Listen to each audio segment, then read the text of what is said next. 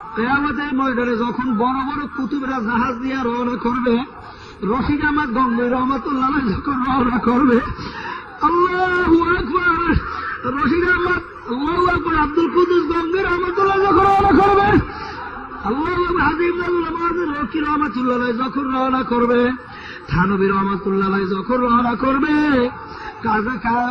কারি ইব্রাহিম রহমাতুল্লাহ যখন রওনা করবে, বাবার সৈয়দ ইসা আকতার রহমাতুল্লাহ যখন রওনা করবে, বাবার সৈয়দ ফজলুল করিম রহমাতুল্লাহ যখন রওনা করবে, বাবার তোমাকে আমাকে ফালাইয়া যাবে না। আর যখন নাকি ডাকবে যে আল্লাহর বান্দা বান্দিরা, তাদেরকে আমরা বললে আছি বাবা এইভাবে এইভাবে চললো, ঔষধ ছাড়ে নাই। মুরিদকে সুপারিশ করে জান্নাতে নিয়ে যায়, তার মানে পীর আগেই জান্নাতি। কারণ জান্নাতি ব্যক্তি ছাড়া তো কেউ কাউকে সুপারিশ করে জান্নাতে নিয়ে যেতে পারবে না। আমার প্রশ্ন হচ্ছে, পীর যে জান্নাতি এই সার্টিফিকেট তাকে দিল কে? জান্নাতি ব্যক্তি ছাড়া আরেকজন ব্যক্তিকে সুপারিশ করে জান্নাতে নিয়ে যাবে, এরকম তো ঘটার কথা নয়। পীর যদি আপনাকে সুপারিশ করে জান্নাতে নিয়ে যায়, তাহলে সূরা বাকারার 48 নং আয়াতের কি হবে? আল্লাহ রাব্বুল আলামিন বলেছেন, ওয়াত্তাকু ইয়াওমান লা তাজজি নাফসুন আন নাফসিন শাইআ ওয়া লা ইউকবালু মিনহা শাফাআতু ওয়া লা ইউখাযু মিনহা আদলু ওয়া লা হুম ইনসারুন। আল্লাহ রাব্বুল আলামিন বলেন, সেই দিনকে ভয় করো যেদিন কেউ কারো কোনো কাজেই আসবে না, কারো পক্ষ থেকে সুপারিশ গ্রহণ করা হবে না, শাফায়াত গ্রহণ করা হবে না, সহযোগিতা নেওয়া হবে না, সাহায্য নেওয়া হবে না, এবং ওই দিন আল্লাহ ছাড়া তোমাদের জন্য কোনো সাহায্যকারীও থাকবে না। ওই দিনকে তোমরা ভয় করো। কেমন দিন? সহিহ বুখারীতে এসেছে, আয়েশা রাদিয়াল্লাহু তাআলা আনহা থেকে বর্ণিত, তিনি বলেন, আল্লাহ রাসূল বলেছেন, ইউহশারুন নাসু ইয়াওমাল কিয়ামাতি হুফাতান উরাতান গোরলান। হাসরের মাঠে আমরা সমস্ত মানুষ উলঙ্গ, খালি পায়ে, খাতনাবিহীন আমরা হাসরের মাঠে উঠব।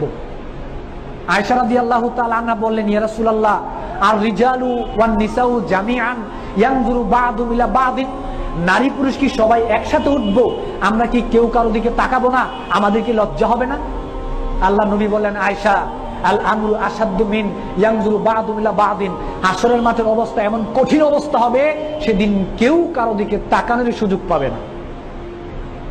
সূরা আবাসার 34 এবং 35 নং আয়াত আল্লাহ বলেন, ইয়াউমা ইয়াফিরুল মারউ মিন আখিহি ওয়া উম্মিহি ওয়া আবি ওয়া সাহিবাতি ওয়া বানি লিকুল্লি ইমরিন মিনহুম। সেদিন পিতা তার সন্তান থেকে, সন্তান তার পিতা থেকে, স্বামী তার স্ত্রী থেকে, স্ত্রী তার স্বামী থেকে, সবাই সবার থেকে পালাবে, কেউ কাউকেই সেদিন চিনবে না। তাহলে আল্লাহ বলতেছেন, পীর তার স্ত্রী থেকে পালাবে, পীর তার সন্তান থেকে পালাবে, সেখানে পীর মুরিদের জন্য সুপারিশ করবে, এটাই বা হয় কি করে? এটা তো আমার বুঝে আসে না। সহিহ মুসলিমে এসেছে, আল্লাহ নবী বলেছেন, ইয়া ফাতেমা আনকিজি নাফসাকি মিনান নার ফাইন্নী লা আমলিকু লাকুম মিনাল্লাহি শাইআ। হে ফাতেমা, তুমি আমার মেয়ে, এতে আসে যায় না, তুমি আমার মেয়ে, অনেক আদরের মেয়ে, এতে আসে যায় না। পরকালে জাহান্নাম থেকে বাঁচার জন্য তুমি তোমার নিজেকেই দিয়ে চেষ্টা করো, নিজের আমল দিয়ে চেষ্টা করো জাহান্নাম থেকে বাঁচার। আমি নবী হিসেবে, আমি তোমার পিতা হিসেবে পরকালে আমি তোমার উপকার করতে পারবো না। নবী তার মেয়েরই উপকার করতে পারবে না, তো পীর আপনার উপকার করবে।